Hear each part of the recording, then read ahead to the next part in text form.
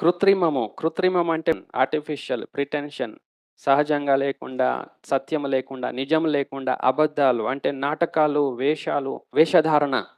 ఇది చెడ్డ ఫలం లోపల నుండి వస్తది. మత్సరం అంటే చెడు కన్లు. అవి దేవుని బిడ్డలకు ఉండకూడదని ప్రభువు చెప్తా ఉన్నాడు. చెడు కన్లు, మత్సరం, కుళ్ళు, అసూయతో. దిష్టి తగులుతది అంటారు గదా! అది ఆ దిష్టే. ప్రభు ఇక్కడ చెప్తున్నాడు. చెడ్డ దృష్టి. యేసు ప్రభులో ఉంటే చెడ్డ దృష్టులేం తగలవు మనకి. మనం బయట ఉండి ప్రభువు కావాలని వేషాలేస్తే తగులుతది. కాబట్టి మనకి తగలదది. మనము చెడ్డ దృష్టి ఉంచకూడదు. అది చెడ్డది. దేవదూషణ అంటే దేవునిని దూషించడం, దేవునిని తప్పుపట్టడం. దేవుడే నాకిట్లా చేసిండు, దేవుడుంటే చేస్తాడా? దేవుడు అట్లా చేస్తాడా? దేవుడుంటే అట్లా అయితదా? దేవుడుంటే ఇట్లా అయితదా? మనకి తెలుసా? మనకు బుద్ధుందా? జ్ఞానముందా? ఉండదండి. మనకుండదు. కాబట్టి దేవునినే ప్రశ్నించే విధంగా, దేవునిని దూషించే విధంగా, దేవునిని తప్పులు పట్టే విధంగా, దేవునిని సరిచేసే విధంగా తయారవ్వడం అది దేవదూషణ. మనం దేవునికి చెప్పటం కాదు, దేవుడు చెప్పినయి మనం వినాలి. అది మంచిది. దేవుడు చెప్పే స్థితిలో ఉండడం చెడ్డది.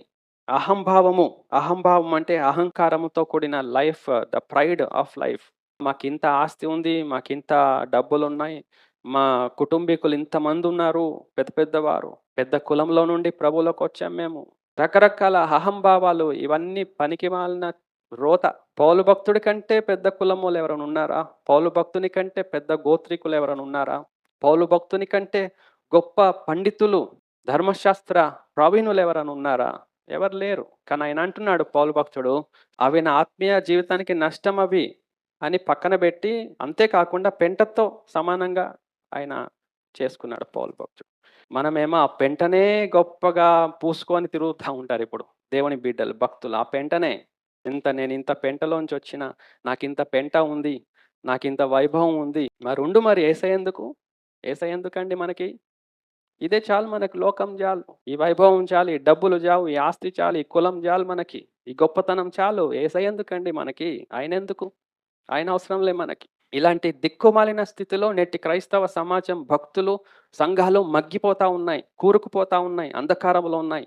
ఆ మధ్యలో మనమున్నాం. ప్రత్యేకంగా ఉండాలి. జాగ్రత్తగా ఉండాలి. మన రక్షణను కాపాడుకోవాలి. మన ఆత్మను కాపాడుకోవాలి. మన మనస్సుని, హృదయాన్ని కాపాడుకోవాలి. ప్రభు పైన గురి నిలపాలి. ఆయనలో ఉండాలి. ఆయన ద్వారా ఫలించాలి. ఆత్మీయంగా జీవించాలి. ప్రార్థన చేస్తే దేవుడు సహాయం చేస్తాడు. మనం ఇలా జీవించి ఫలించడానికి. ఈ చెడ్డవి అన్నియు లోపలి నుండియే బయలు వెళ్ళి మనుషుని అపవిత్రపరచునని ఆయన చెప్పాడు. ఈ చెడ్డ ఫలాలన్నీ మనలో నుండి బయటికి వస్తే మనం చెడ్డవాళ్ళమే ఇంకా. మంచి చెట్టు కాదు, మంచి ఫలాలు కాదు, చెడ్డ ఫలాలు. కాబట్టి వీటిని మనం గుర్తించాలి.